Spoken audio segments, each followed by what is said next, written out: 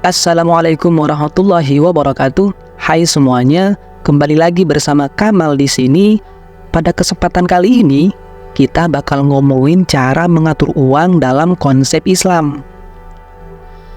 Sebagai seorang muslim, kamu pastinya sudah tahu bahwa seluruh aspek kehidupan telah diatur di dalam Al-Quran dan hadis Rasulullah SAW, termasuk juga cara mengatur keuangan. Manajemen keuangan adalah hal yang paling penting dalam keberlangsungan hidup. Nah, jangan sampai kamu melakukan kesalahan dalam mengambil pilihan dan perhitungan keuangan yang dapat merugikan kamu di kemudian hari. Hukum syariah memiliki banyak aturan yang mempengaruhi kehidupan sehari-hari seorang muslim, termasuk juga dalam hal keuangan. Muslim yang taat tentunya akan bertindak dengan cara yang halal dan menjauhi perkara yang haram dengan mengikuti aturan yang telah diatur dalam Al-Quran dan hadis. Dalam hukum Islam, uang tidak memiliki nilai intrinsik dan hanya berupa nilai saja. Uang tidak memiliki harga dan hanya digunakan sebagai alat pertukaran atau unit pengukuran yang tidak termasuk aset. Jadi, uang harus ditukarkan agar menjadi komoditas bermanfaat. Pada konsep uang dalam Islam, kamu harus punya aset atau produk yang dapat menghasilkan keuntungan. Oleh karena itu, investasi yang kamu lakukan sebaiknya dalam bentuk aset. Di dalam Islam, kamu diperbolehkan untuk mengajukan pinjaman, baik di bank syariah maupun bank konvensional. Apabila kamu ingin meminjam uang dari sesama muslim ataupun non-muslim juga diperbolehkan. Akan tetapi, kamu dianjurkan untuk mencatat jumlah hutangnya dan perjanjian pinjaman yang disaksikan oleh orang lain, agar tidak merugikan pihak manapun di kemudian hari. Tidak dapat dipungkiri, utang pinjaman kerap kali menyelamatkan kamu dari masalah keuangan. Meskipun begitu, Islam tidak menganjurkan untuk berhutang, kecuali kamu berada dalam kondisi mendesak atau darurat. Jadi, apabila kamu masih ada tunggakan pinjaman, usahakan untuk melunasinya karena hukumnya wajib dalam Islam. Bahkan, ketika seseorang meninggal dan masih memiliki hutang, maka ahli warisnya wajib melunasi hutang-hutang tersebut. Salah satu cara mengatur keuangan ala Rasulullah dengan melakukan rumus 1-1-1. Rumus tersebut adalah rumus mengatur keuangan yang dibuat dan diajarkan oleh sahabat Nabi, Salman Al-Farisi. Berdasarkan riwayat hidup Salman Al-Farisi, dengan modal uang 1 dirham, beliau menggunakannya untuk membuat anyaman yang dijual seharga 3 dirham. Jadi, dengan keuntungan 3 dirham, beliau membaginya menjadi 3. 1 dirham digunakan untuk keperluan keluarga, 1 dirham digunakan untuk bersedekah, dan 1 dirham lainnya digunakan kembali untuk modal usahanya. Rasulullah menganjurkan kepada umat muslim untuk menjalankan rumus tersebut dalam kehidupan sehari-hari. Setiap bulan sebaiknya kamu menyisihkan penghasilan atau gaji untuk modal usaha, membeli aset, atau investasi. Berdasarkan hadis Nu'aim bin Abdirrahman, beliau menyatakan bahwa 9 dari 10 pintu rezeki ada dalam perdagangan. Jadi, Islam sangat menganjurkan umatnya untuk mencari nafkah dengan menjalankan bisnis.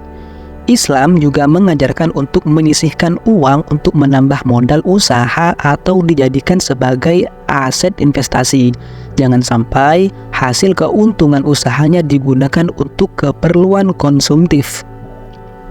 Menurut Robert Kiyosaki, salah seorang investor dan pengusaha terkenal asal Amerika, hal yang membedakan orang-orang kaya dengan orang-orang kelas menengah dan orang-orang miskin adalah mindset tentang keuangan, di mana orang-orang kaya gemar sekali membeli aset.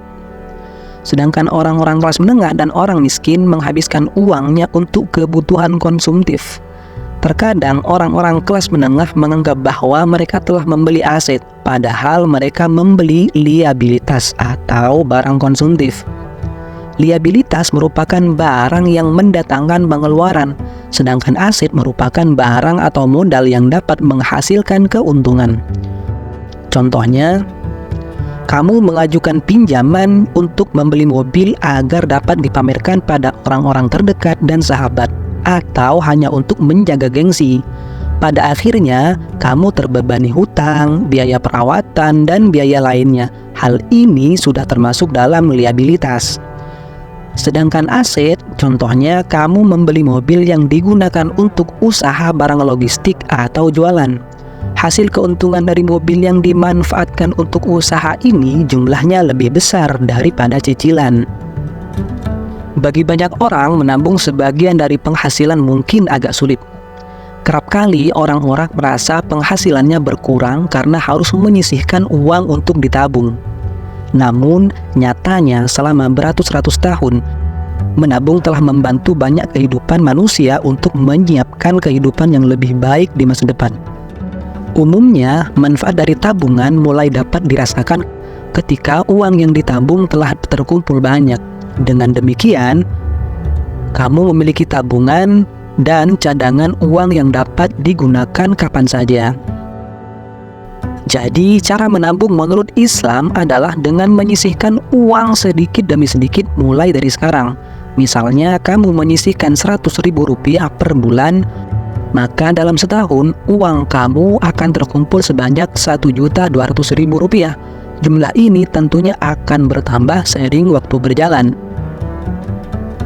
Setiap orang tentunya tidak akan pernah tahu musibah atau bencana yang akan menimpa pada dirinya.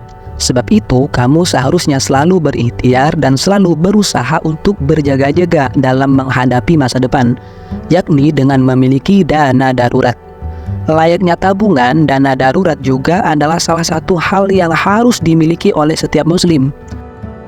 Ada banyak cara untuk menyiapkan dana darurat, seperti membuat rekening khusus untuk dana darurat yang idealnya jumlah dana darurat per orang minimal 3 kali pengeluaran rutin per bulannya. Salah satu rukun Islam yang wajib dilaksanakan setiap muslim adalah mengeluarkan zakat yang bermanfaat untuk menyucikan harta, benda, dan jiwa. Zakat ini wajib ditunaikan karena 2,5% dari rezeki yang kamu peroleh ada hak orang fakir miskin di dalamnya. Adapun infak dan sedekah juga dianjurkan untuk dilaksanakan meskipun sifatnya sunnah. Jadi, dengan mengeluarkan zakat, infak, dan sedekah, kamu tentunya membantu orang-orang miskin yang betul-betul membutuhkan bantuan. Oleh karena itu, pastikan menyisihkan penghasilan atau gaji kamu setiap bulannya untuk zakat, infak, dan sedekah. Rasulullah Shallallahu Alaihi Wasallam merupakan sosok muslim dan manusia yang sangat sederhana. Meskipun beliau dan istrinya Khadijah hidup dengan gelimang harta, namun harta tersebut digunakan untuk menciptakan lapangan pekerjaan, membantu fakir miskin, dan menyebarkan dakwah Islam. Sebagai muslim yang taat, sudah tentunya kita mencontoh perilaku Rasulullah. Hidup sederhana adalah awal dari kebahagiaan. Meskipun ada orang-orang yang beranggapan bahwa hidup sederhana adalah hidup dalam kekurangan. Namun, hidup sederhana dalam Islam adalah gaya hidup yang bertujuan untuk menjauhkan diri dari sifat serakah dan sifat tamak. Itulah cara mengatur uang menurut Islam yang dapat diterapkan oleh umat muslim dan non-muslim dalam kehidupan sehari-hari.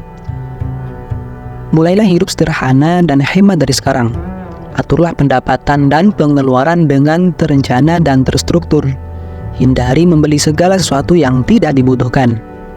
Jika kamu memiliki harta berlebih, jangan lupa untuk berbagi dengan fakir miskin dan orang-orang yang membutuhkan, khususnya orang-orang terdekat, agar bisa raih keberkahan hidup dan ketenangan hidup dalam syariat Islam.